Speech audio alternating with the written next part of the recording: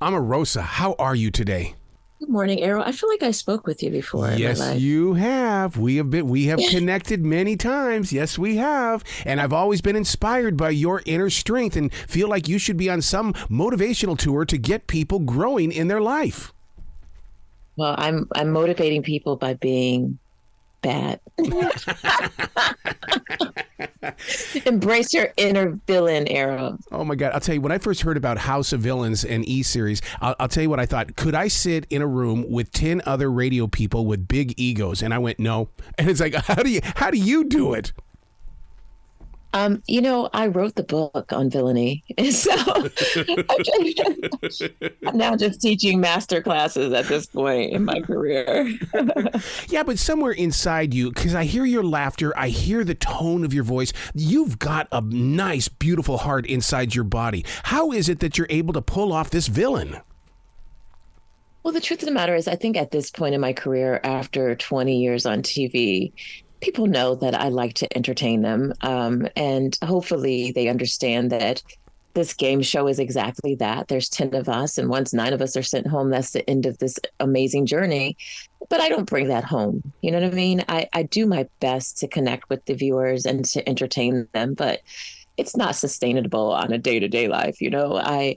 I have a whole different life outside of Hollywood, and I am very fortunate. I'm very, very blessed to continue to be able to do this and to have the fans connect with me in the way that they have over the last 2 decades.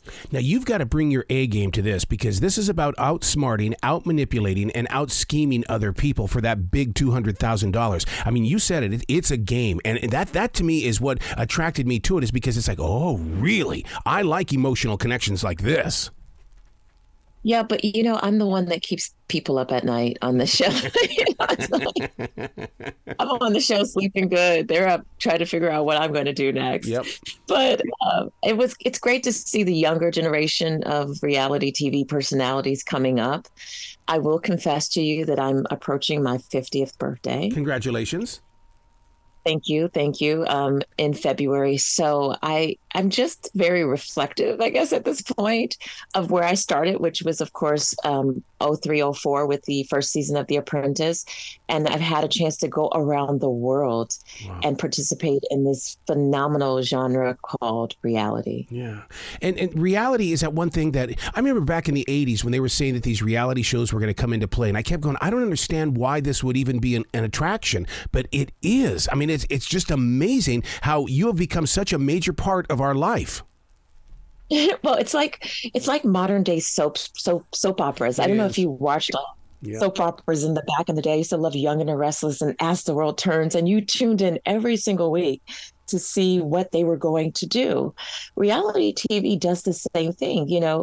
Last week I might have been scheming and backstabbing. This week I might be eliminating someone, or it might be me going home. You never know what's going to happen, and because of that, it gives people a chance to just escape a little bit from their day-to-day life and live this adventure with us. So here's the thing. When it comes to this show, I mean, you can't reach out to an outside source, can you? This has got to be something that you've got to either build up your allies inside this group of 10 people or go like an introvert and do it all yourself.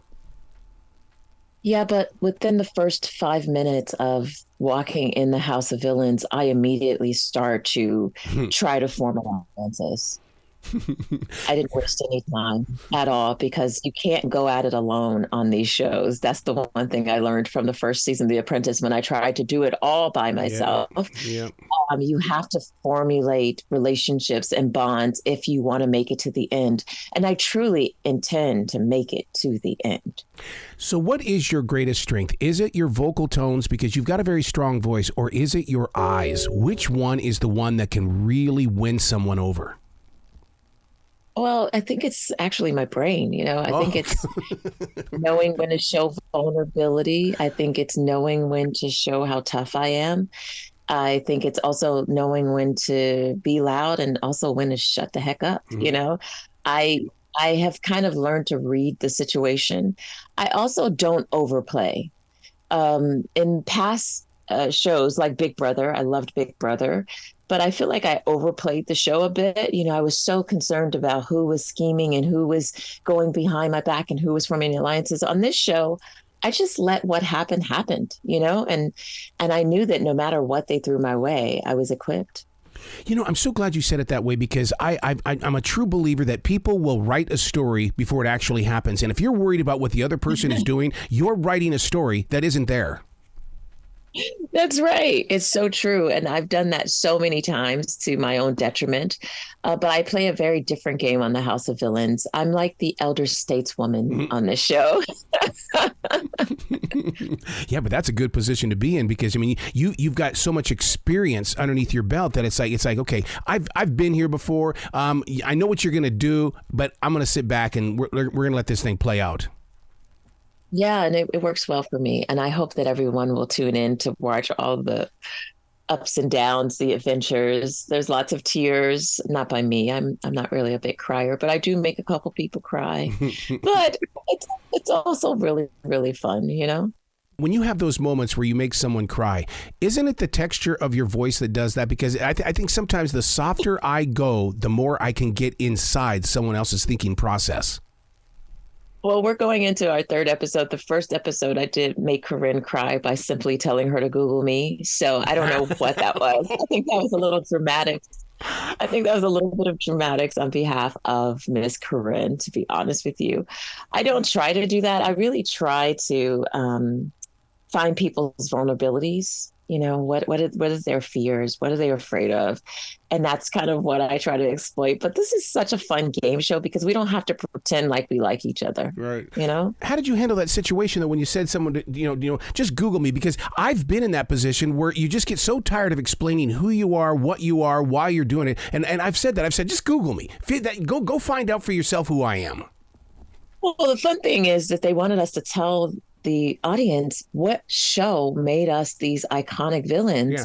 And I've had such a long, wonderful career that if I started listing all the shows, of course, starting with The Apprentice, Celebrity Apprentice, Surreal Life, Fear Factor, Big Brother, Girls Behaving Badly, we would have been in that intro for about 45 minutes. And I found it just to be more effective to tell her to use the internet to educate herself a little bit and just kind of Google me. Yeah.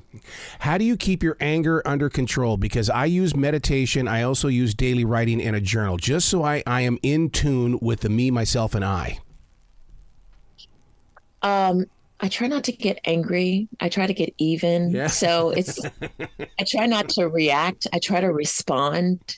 That helps me. I'm never reacting to what somebody's doing. I try to think about what the response will be, what the impact will be on my game going forward, and whether it's worth it, So in a really nice way, you just said, I'm a solutions person. I locate solutions. Is that true?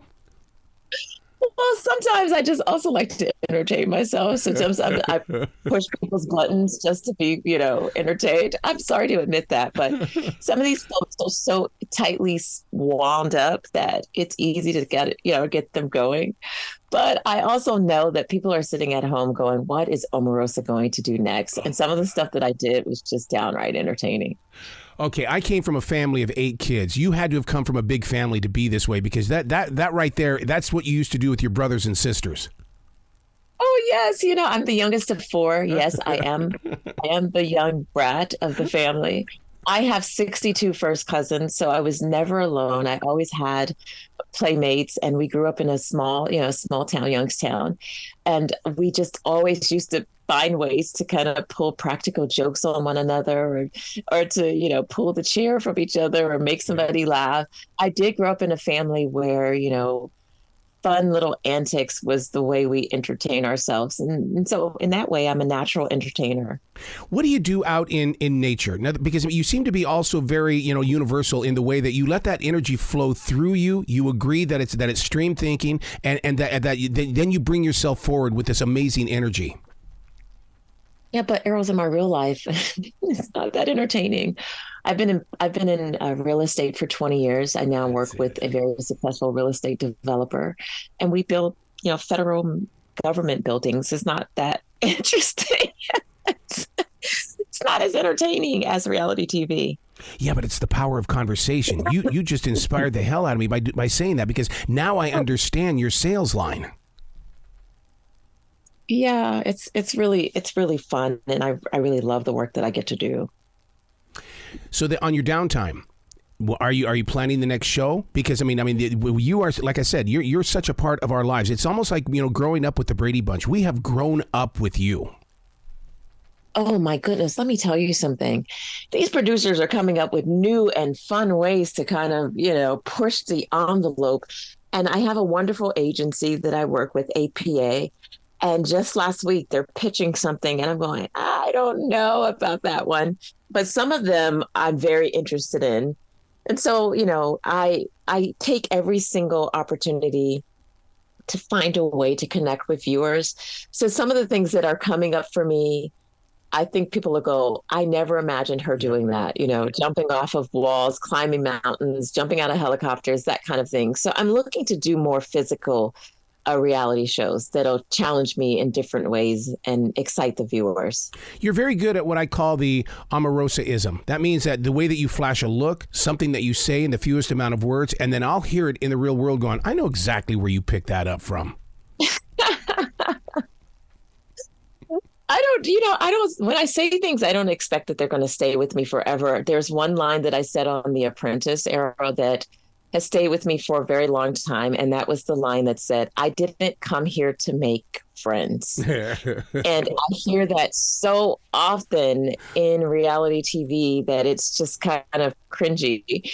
I also said a line, they're like, oh, what do you eat for breakfast? And I said, oh, I eat my competitors for breakfast, my competition for breakfast. There are lines that I said back then, again, when I was just a young entertainer starting out that I hear now and I'm going, oh my gosh, what was I thinking when I said that? Omarosa, when you said that line on The Apprentice, I swear to God that I made it a part of my mantra, because when I go to my essential job now and people go, why can't you work better with us? I said, I'm not paid to like you. I'm paid to sit here and do a business and make this business greater than what it was yesterday.